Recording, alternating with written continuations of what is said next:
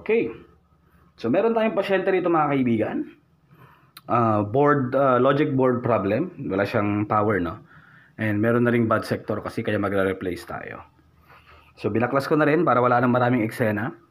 Ang gagawin natin ngayon dito sa video ito, ang tuturo ng Teacher Kevin PH ay kung paano nga ba mag-replace ng logic board para sa Epson L120 or Epson L121.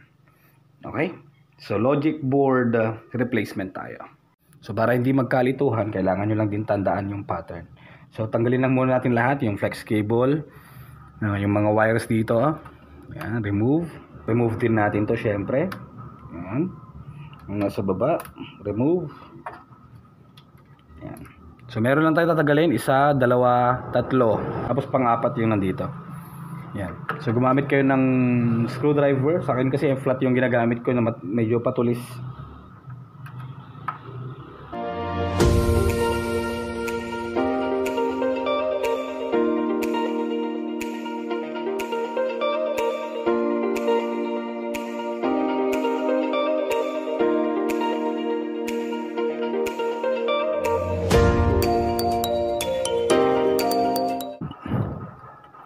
Yeah, so tandaan nyo lang yung pagkakalagay niya mga kaibigan.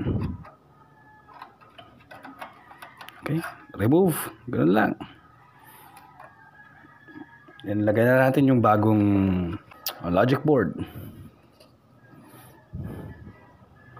Okay, so merong sabitan dito sa part na to. Lagay nyo. Okay.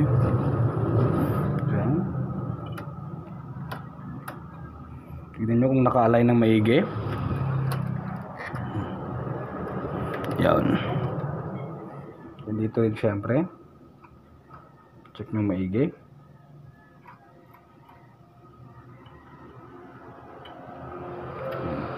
So, lagyan natin pabalik yung mga screws. Ganoon lang kasimple. Yan. Kailangan nyo lang din i-lock dito. Yan.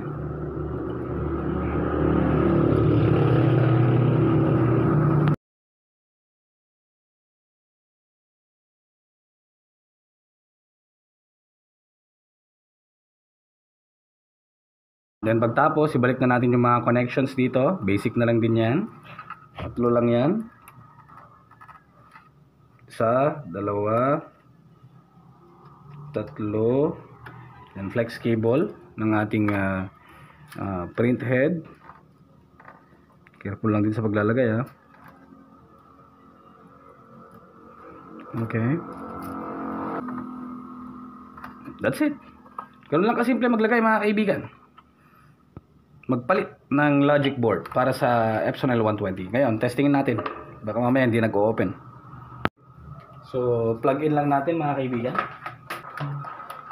Laban para lang sa iyong gusto. Ako na sumugal handang. Plug in, power.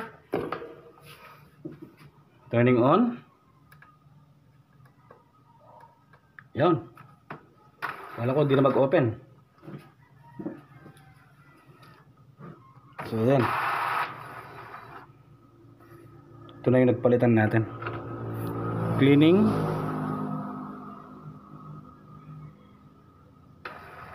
Yeah, okay naman yung command.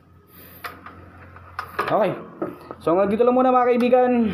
Epson L120, Epson L121, logic board replacement.